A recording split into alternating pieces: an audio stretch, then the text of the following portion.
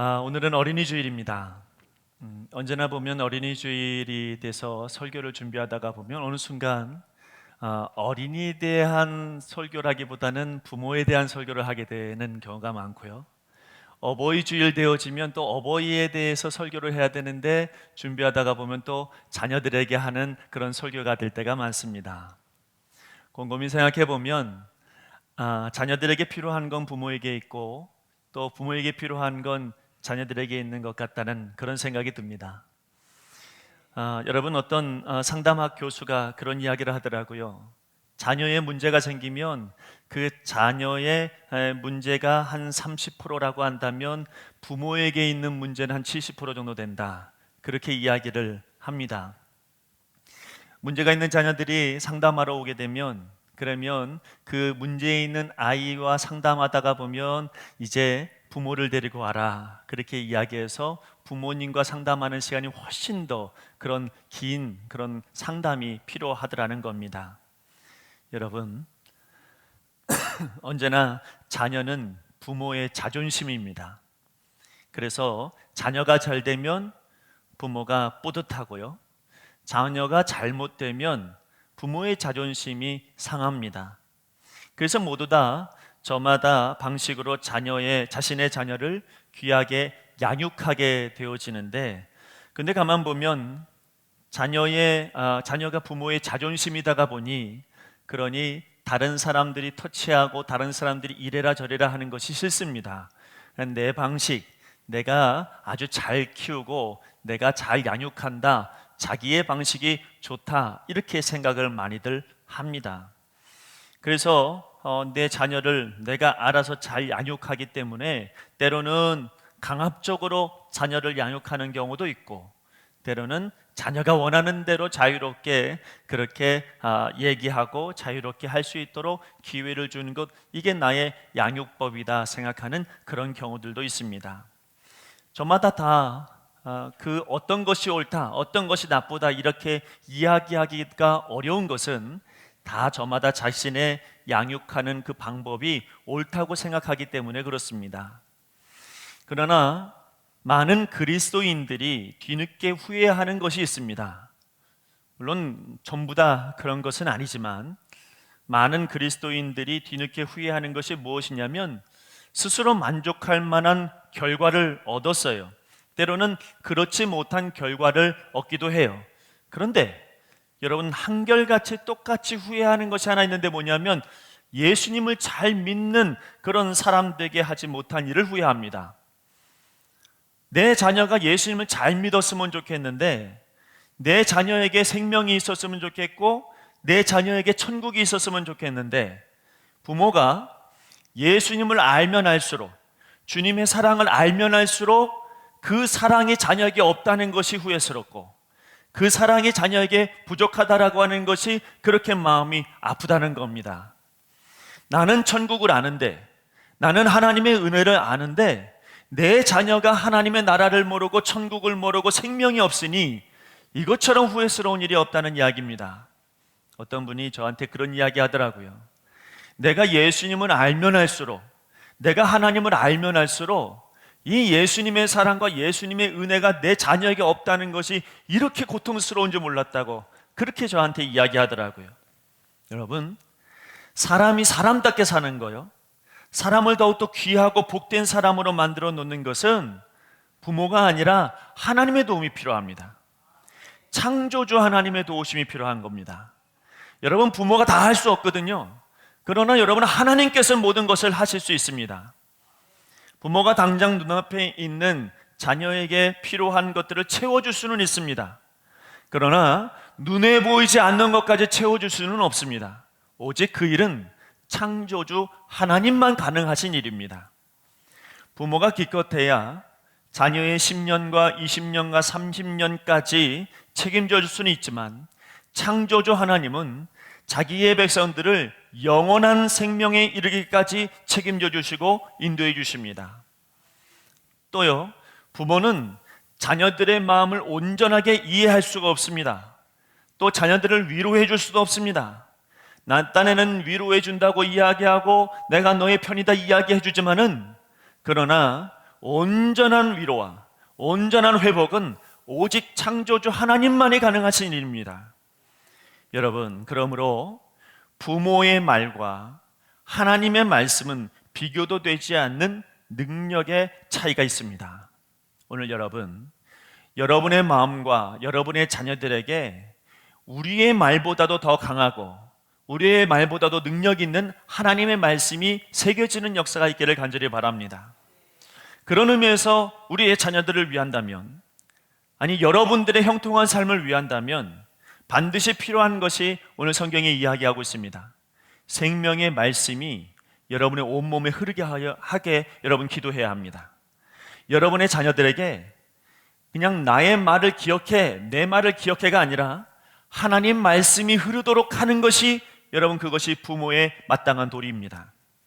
오늘 말씀에서 보면 복 있는 사람은, 그러면서 여러 가지 복 있는 사람들이 가져야 될 하나님 말씀들을 나열하면서 이야기하고 있습니다. 그러나 그러한 많은 것 가운데 많은 비중을 차지하고 있는 것은 뭐냐면 여호와의 율법을 즐거워하여 그의 율법을 주야로 묵상하는 자로다. 이게 여러분 오늘 시편 말씀의 아주 중요한 핵심의 말씀입니다. 그러니 여러분, 우리가 살면서요, 어떤 때는 기다려도 열매를 맺지 못하는 불통한 인생을 살아갈 때도 있습니다. 그러나 어떤 사람을 보니까 묵묵히 기다리면서 기도했더니 하나님께서 열매 맺게 하는 사람들이 있고 하나님께서 축복의 대로로 걷게 하시는 사람들이 있습니다. 어떤 사람이 그렇습니까? 온몸에 시냇물과 같은 하나님 말씀이 흐르는 사람, 바로 그런 사람에게 어느 순간 열매 맺는 역사가 있고 형통한 복을 얻게 되어주는 은혜가 있더라는 것입니다. 여러분, 교회의 역사를 보면 많은 순교하는 사람들의 이름이 나열되어져 있습니다. 여러 사람들의 이름이 있으나 기억에 남는 몇 명의 사람들 중 그 중에 안디옥 교회의 감독으로 있었던 이그나티우스라고 하는 분이 계십니다. 이분은 그 당시에 이단이었던 가현서를 주장했던 사람들과 심하게 싸웠거든요. 그러면서 하나님의 복음을 끝까지 이야기했던 분입니다. 그런데요, 이분이 이제 순교하게 되어지는 그 순간이 되었을 때 그의 마음 가운데 염려가 되었던 것은 원형 경기장에 있었던 야수의 이빨이 두려웠던 게 아니고 그에게 두려웠던 것은 내가 이 순교의 삶을 살지 못하고 사람들이 나를 아껴서 구명운동을 펴서 나를 감옥에서 건져내지는 않을까 하는 두려움과 염려함이 그에게 있었다. 그는 그렇게 이야기합니다. 근데 이분이 순교하기 직전에 마지막 말을 이야기해라, 유언을 말해라 라고 이야기했을 때 그분이 이런 말을 했습니다. 나는 하나님의 밀이다. 야수들의 이빨에 껍질은 벗겨지고 그리스도의 것은 흰 알곡만 여기 남기를 나는 소망한다. 내 전욕은 십자가에 못 박혔고 그래서 내 육신에는 이제 더 이상 열기가 남아있지는 않다. 이제 내 안에는 시내가 흐르고 있다. 그것이 내면에 깊이 흐르면서 아버지 앞으로 나아오라고 말하고 있다. 이 여러 가지의 그의 유언 가운데 기억에 남는 단어가 하나 있어요. 그게 뭐냐면 내 안에 시내가 흐르고 있다. 그가 여러분 순교하는 그 순간 가운데서도 담대할 수 있었던 이유는 뭐냐면 그 안에 온몸에 뭔가 흐르고 있었어요. 여러분, 그가 괴로워하고 고통 가운데 사람들을 몰아넣고 있는 그 순간에도 그의 마음 가운데 뭔가 흐르고 있었어요. 그는 뭐라고 하냐면 그게 바로 하나님 말씀이라고 이야기하고 있고 오늘 성경에는 그것이 하나님의 말씀이요 여호와의 율법이다 이렇게 말씀하고 있습니다. 여러분, 신명기 30장 11절부터 14절 말씀을 보면요, 내가 오늘 내게 명령한 이 명령은 내게 어려운 것도 아니고 먼 것도 아니라 하늘에 있는 것이 아니니 내가 이르기를 누가 우리를 위하여 하늘에 올라가 그의 명령을 우리에게로 가지고 와서 우리에게 들려 행하게 하려 할 것이 아니요 이것이 바다 밖에 있는 것이 아니니 내가 이르기를 누가 우리를 위하여 바다를 건너가서 그의 명령을 우리에게로 가지고 와서 우리에게 들려 행하게 하려 할 것도 아니라 오직 그 말씀이 내게 매우 가까워서 내 입에 있으며 내 마음에 있은즉 내가 이를 행할 수 있느니라. 모세가 말한 것은 뭡니까? 하나님 말씀은 멀지 않다는 겁니다. 하나님 말씀은 내 입에 있고 내 마음에 있고 나와 함께 있다라고 여러분 모세는 우리에게 이야기하고 있습니다. 우리의 형편을 본다면 그러면 하나님 앞에 기도할 때 하나님 너무 멀게 느껴질 때가 한두 번이 아닙니다. 내가 기도하는데 하나님께서 들어주지 않으시는 것 같고 하나님은 너무 멀리 계셔서 내 음성이 안 들리는 것 같은 그런 순간을 맞이할 때도 있습니다. 그러나 성경은 말하기를 하나님께서 멀리 계신 것이 아니다. 하나님 말씀이 멀리 있는 것이 아니라 바로 내 입에, 내 마음에, 내 입술에 있다라고 그렇게 말씀하고 계십니다. 하나님 말씀은 오늘도 저와 여러분에게 있습니다. 하나님 말씀은 오늘도 여러분 마음에 있습니다. 하나님 말씀은 오늘도 여러분의 입술로 고백할 때마다 그 놀라운 하나님 말씀이 함께합니다. 그러므로 형편을 바라보면서 여러분 내가 그 하나님 앞에 말씀에 순종하지 못하면 내 안에 함께 있는 말씀은 절망합니다. 그러나 내 안에 있는 말씀을 순종하면 내 마음이 기쁘고 나의 말씀이 하나님께서 기뻐 충만하신 것입니다. 예수님께서요 겟세마네 동산에 올라가서 마지막으로 눈물을 흘려 기도하실 때 그때 그의 마음 안에는 이미 말씀이 있었습니다. 그의 입술에는 이미 하나님의 뜻이 있었습니다. 하나님의 뜻이요 하나님의 말씀이 뭐였냐면 그의 마음 가운데 이미 그가 아주 이 땅에 올 때부터 그 전부터 하나님 말씀은 그와 함께 하셨는데요, 그의 말씀이 뭐였냐면 그분의 뜻은 십자가 지는 거였죠. 십자가를 져야 많은 하나님의 사람들이 주의 나라로 하나님 나라로 구원받을 수 있기 때문에 예수님께서 이 땅에 오신 것도 그 뜻이요 그분의 마음속에 있는 것도 그 뜻이요 지금 겟세마네 동산에서 기도하실 때도 여전히 그 마음 안에는 이 말씀이 있는 거예요.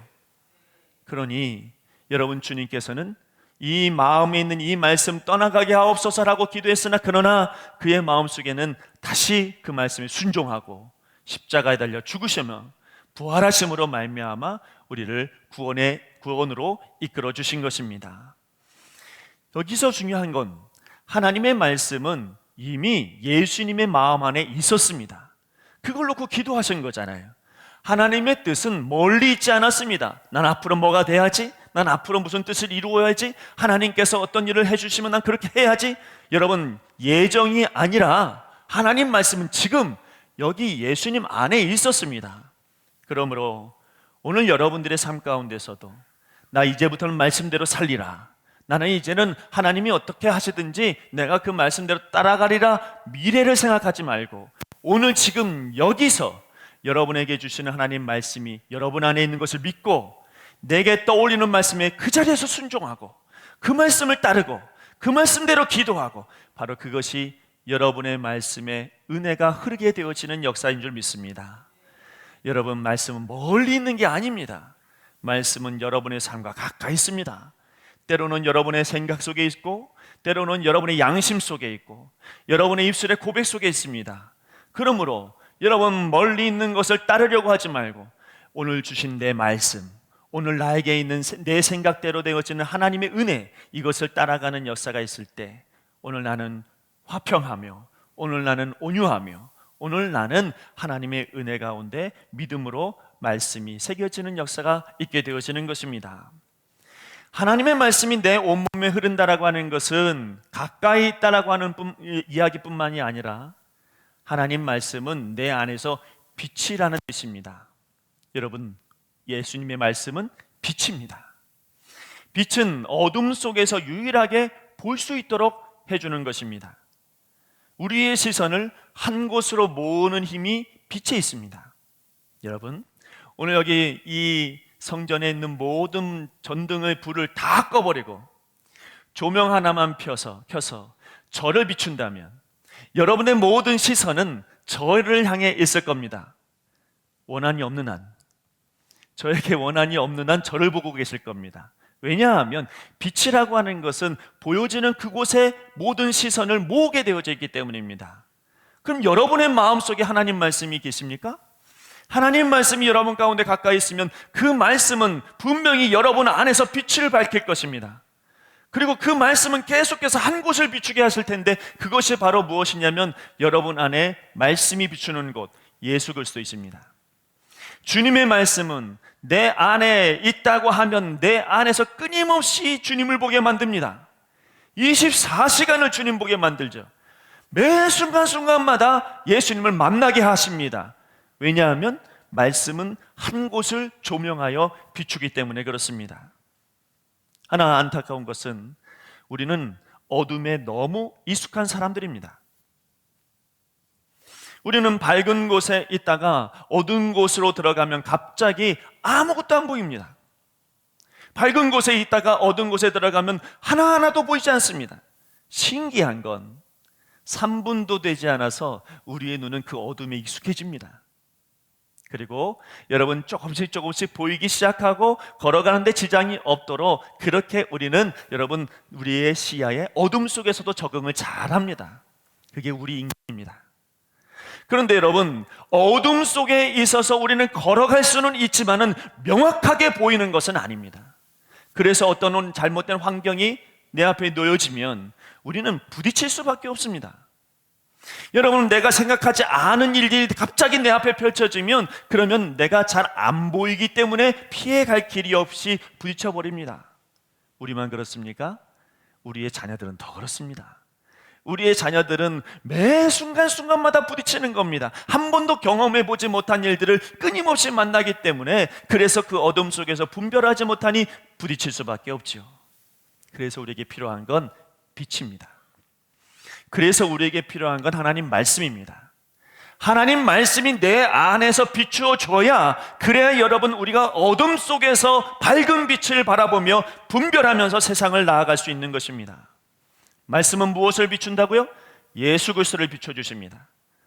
그러면 여러분 내 안에 예수님의 말씀이 있으면 내가 걸어가도 언제든지 그 빛은 말씀은 계속해서 기준을 예수님 삼게 만들어서 여러분 어떤 일이든지 흔들리지 않도록 나아가도록 만들어 놓는 것입니다. 어쩌면 그 말씀대로 살아가는 게 버거울 수도 있고 예수님을 의지하며 살아가는 것이 우리에게 답답한 일일 수도 있습니다. 그러나 그것은 말씀이 나를 답답하게 하는 게 아니고요, 예수님이 나를 답답하게 만드는 게 아니고요, 여러분 성령님이 나를 버겁게 만드는 게 아니고요, 여러분 우리가 어둠에 너무 익숙해져 있기 때문에 버거운 겁니다. 그러나 어둠 속에서 밖으로 나갔을 때 환한 빛을 봤을 때 한 번에 눈을 번쩍 뜨고선 모든 것이 다 보여지는 사람은 세상에 아무도 없습니다. 어둠 속에서 나왔을 때 그 빛에 적응하는 시간이 필요하죠. 그리고 빛에 적응되었을 때 우리는 온전히 보고 걸어갈 수 있습니다. 우리가 예수님이 비추는 그 그리스도의 빛을 바라볼 때 여러분 우리는 적응할 필요가 있습니다. 그러나 시간이 지나서 예수님과 내가 한 몸이 되어지고 말씀이 내 안에 온전히 흘러지면 그러면 여러분 주님의 밝은 빛으로 말미암아 어떤 일이든지 예수님 보고 걸어갈 수 있는 은혜가 우리 안에 생겨나기 시작하는 것입니다. 그런 은혜가 여러분에게도 또 여러분의 자녀들에게도 있기를 간절히 바랍니다. 또 하나 하나님의 말씀은 우리 안에 흐르는 말씀은 이건 능력이고요, 이거는 생명력입니다. 에스겔서 37장 말씀에 보면요, 여러분 4절에서 5절까지 또 내게 이르시되 너는 이 모든 뼈들에게 대언하여 이르기를 너희 마른 뼈들아 여호와의 말씀을 들을지어다. 주 여호와께서 이 뼈들에게 이같이 말씀하시기를 내가 생기를 너희에게 들어가게 하리니 너희가 살아나리라. 이건 히브리서 우리가 읽었던 그 히브리서 4장 12절 말씀의 주석과도 같은 그런 비유의 말씀입니다. 근데 이 말씀 속에서 여호와의 말씀을 들을지어다와 그리고 뒤에 있는 말씀 내가 생기를 너희에게 들어가게 하리다라고 하는 이 말씀이 주석을 보니까 같은 말이랍니다. 같은 어원이라는 거예요. 이게 무슨 얘기냐? 그 말을 이어보면 이런 말씀이 됩니다. 말씀을 들으면 생기가 사람 안에 들어가리라. 오늘 여러분 말씀 들리십니까? 생기가 여러분 안에 들어갑니다. 오늘 여러분 말씀이 내 안에 은혜가 되어집니까? 그러면 여러분 그 은혜의 통로를 타고 생기가 내 안에 들어가는 것이죠. 엄청난 말씀입니다. 생기가 들어가면 어떻게 됩니까? 죽은 자가 살아나고 약한 자가 강해지고 강한 자가 피곤해지지 않고 독수리 날개치며 거룩한 능력으로 위대한 비상을 할 수 있는 힘이 어디서 나오냐면 말씀이 내게 들어오면, 그러면 생명력 있는 힘을 가지고 나아갈 수 있다. 그렇게 말씀하고 있는 겁니다. 오늘 여러분에게 이 말씀이 있기를 소망합니다.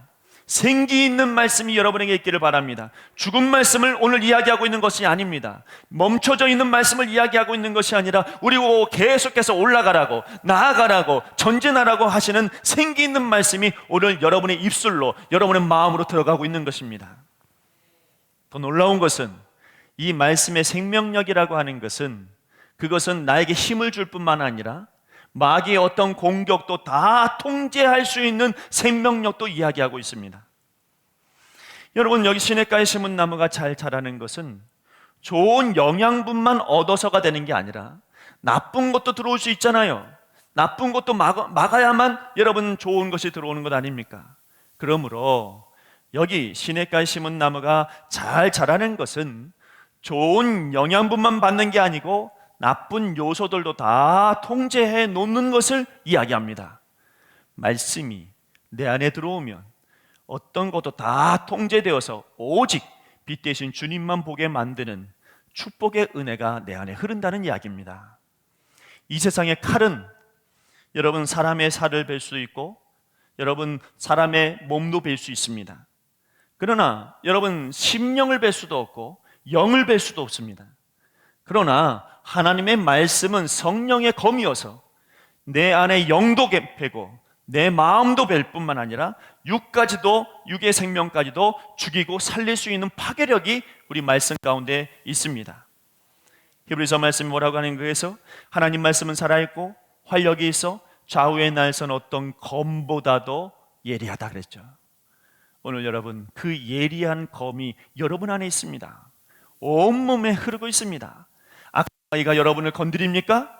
여러분 말씀으로 베어버리면, 막아버리면, 통제해버리면, 그러면 우리는 승리하는 삶을 살게 될 줄로 믿습니다. 살아있고 활력 있는 생기 있는 말씀은 우리의 혼과 영과 그리고 육체까지도 다스릴 뿐만 아니라 오늘 히브리서 말씀에 뭐라고 하냐면 우리의 마음의 생각과 뜻을 판단하나니 그랬습니다. 마음의 생각이 뭡니까?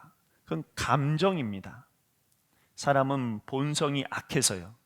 여러분 원죄가 우리 가운데 있어서 사람이요 생각 자체가 참 악합니다. 내버려두면 악한 거예요. 내버려두면 가만 놔두면 악한 거예요. 아이들한테 뭔가 가르쳐주지 않아도 아이들은 악한 것을 얼마나 잘 아는지 몰라요. 여러분 이 본성이 악해요. 그래서 마태복음 10장 19절에 뭐라고 하냐면 마음에서 나오는 것은 악한 생각과 살인과 간음과 음란과 도둑질과 거짓 증언과 비방이니 그랬습니다. 그래서 살아있는 말씀은 이러한 타락한 본성으로 나오는 감정들을 다 막아줍니다. 또 여러분 마음의 뜻이 뭐냐면 새 번역으로 번역한 것을 보니까 이 마음의 뜻이 뭐라고 설명되어 있냐면 사람의 마음이 가지고 있는 의도를 이야기해요. 그러니까 나도 알지 못하는 의도가 있잖아요. 그 의도까지 하나님 말씀은 다 파헤쳐내서 그것을 분별할 수 있도록 해주신다는 이야기입니다.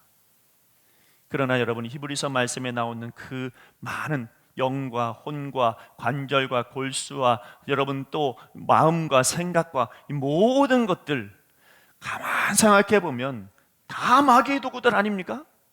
마귀들이 통로로 삼는 것들이 다 그것 아닙니까?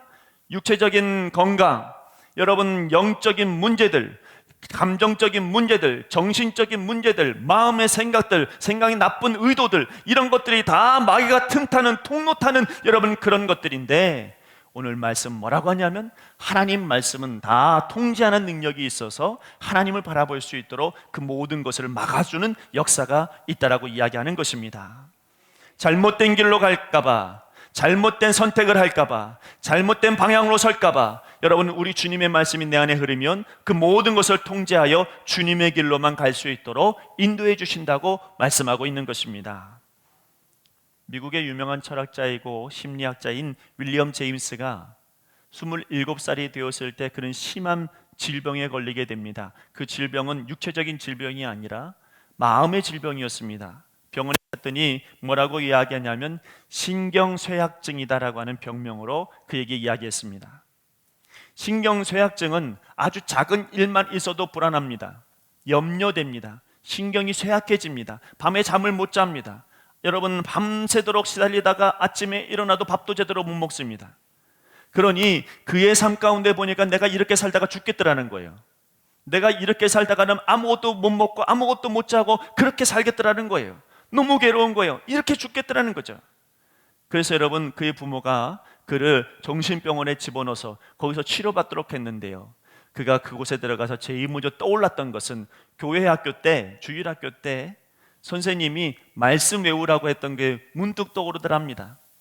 그래서 그가 요한복음 말씀 11장 25절에서 26절 말씀을 펴서 그것을 외우기 시작을 했는데요, 예수께서 이르시되 나는 부활이요 생명이니 나를 믿는 자는 죽어도 살겠고 무릇 살아서 나를 믿는 자는 영원히 죽지 아니하리니 이것을 내가 믿느냐. 이 사람은 아침에 일어나도 이거 외우고 밥 먹기 전에도 이거 외우고, 여러분 또 걸어다닐 때도 이거 외우고, 잠자기 전에도 이거 외우고, 또 아침에 일어나서 또 이거 외우고, 숨 쉬는 것부터 계속해서 이 말씀을 외우기 시작했는데 어느 순간 보니까 열매가 맺혀지는데 그게 무엇이냐면 몸이 나아지는 거예요. 여러분, 정신적인 문제들이 해결되어지기 시작하는 겁니다. 그가 그 무엇이 문제인지 몰랐는데, 왜 이 일이 나에게 이렇게 어려움이 있는지 몰랐는데 말씀을 외우다 보니까 그것이 무슨 뜻인지도 모르고 외우고, 어느 순간 이 말씀 믿습니다 고백하면서 외우다 보니까 내 안에 열매가 맺혀지기 시작하더라는 거죠. 여러분, 그는 정신병을 고치는 오히려 그런 사람이 되었습니다. 저는 오늘 우리의 자녀들로부터 시작해서 우리 모든 성도들의 영과 혼과 육에 시냇물과 같은 하나님 말씀이 흐르기를 간절히 바랍니다. 그것만한 복이 없습니다. 우리의 말에는 능력이 없으나 하나님 말씀에는 우리에게 열매 맺게 하시는 하나님의 놀라운 능력이 있습니다. 우리 안에 흐르는 말씀은 빛과 같아서 끊임없이 우리를 주를 바라보게 만들고, 그리고 좌로나 우로나 흔들리지 않고 올바른 길로 갈 수 있도록 우리 하나님께서 인도해 주십니다. 하나님의 말씀 멀리 있지 않습니다. 하늘에 있는 것도 아니고 바다 끝에 있는 것도 아니고, 우리 주님의 말씀은 여러분 마음 안에 있고 여러분 생각 안에 있고 여러분의 입술 안에 있습니다. 그러므로 여러분, 우리가 그 말씀에 파묻혀 살아가고 흘러 살아가는 그런 은혜가 있기를 간절히 바랍니다. 여러분의 자녀들에게 그런 말씀이 흐를 수 있도록 여러분들이 기도하시기를 바랍니다. 여러분, 늦지 않았습니다. 여러분의 자녀들을 걱정하고 염려하고 있지만은 그러나 늦지 않았습니다. 하나님께서 우리에게 주시는 놀라운 무기가 하나 있잖아요. 그건 무엇입니까? 여러분이 믿는 기도입니다. 여러분이 믿는 하나님 앞에 기도하는 것, 그렇다면 그 말씀이 여러분에게만 흐를 것이 아니라 여러분의 자녀들에게도 흐르게 될 것입니다.